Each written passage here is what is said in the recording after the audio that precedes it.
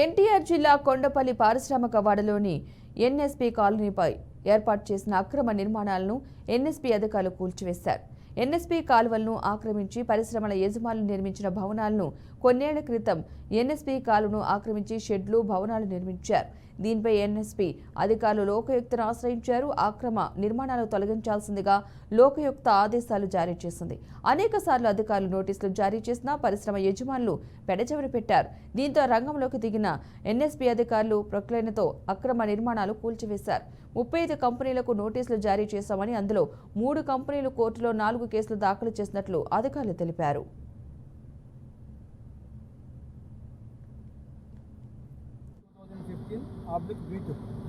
ఈ సందర్భంగా ఇక్కడ కొండపల్లి సబ్మైనరు, కవలూరు సబ్మైనర్ని కొన్ని ఇండస్ట్రియలిస్టులు ఎంకరేజ్ చేశారు.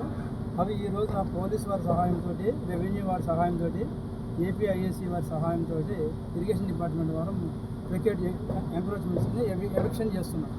సుమారు ఎన్ని కంపెనీలు ఉంటాయి సార్? 35 అండి. సుమారుగా ఎంతో ఎంకరేజ్ చేశారు సార్? అది సార్ 6 acres. 6 acres sir. ఇప్పుడు కంపెనీస్ కొన్ని ఎదురు తిరిగినాయి సార్ దాని సమాధానం. కొన్ని కంపెనీలు కోర్టుకు వెళ్ళినాయండి, 4 కంపెనీలు. ఆ కంపెనీలు తప్ప మిగతా అన్ని కూడా నోటీసులు ఇవ్వడం జరిగింది. నోటీసు కోర్టుకు వెళ్ళారు కదా కంపెనీ యజమానులు. ఒక కేసులో ఇంతవరకు ఎటువంటి తీర్పు ఇవ్వలేదు. ఒక కేసులో మాత్రం తప్ప వేరే మొత్తం మిగతా అన్నిటికీ మేము నోటీసులు ఇవ్వడం జరిగింది. ఫైనల్ నోటీసు 18/4/23/24 ఇవ్వడం జరిగింది. అంతకుముందు సంవత్సరం కూడా ఇవ్వడం జరిగింది. ఇప్పుడు లోకాయుక్త మా యాక్షన్ టేకన్ రిపోర్ట్ అడిగింది. ఆ యాక్షన్ రిపోర్ట్ని ఆగస్టులోపు సబ్మిట్ చేయాలి. కాబట్టి సో ఈ విధంగా ఉంది కాబట్టి మేము ఎవిక్షన్ ప్రాసెస్ ఈరోజు స్టార్ట్ చేసాం. మీ అందరూ సహాయం సార్.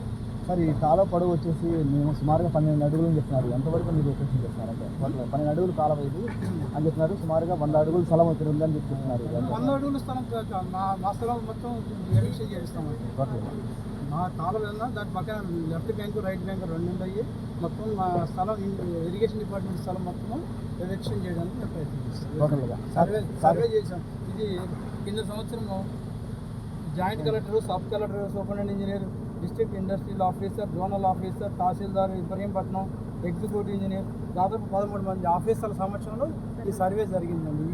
ఇంక్లూడింగ్ ఈ కరస్పాండింగ్ ఓనర్స్తో సహా కలిపి ఒక రిపోర్ట్ తయారు చేయడం జరిగింది.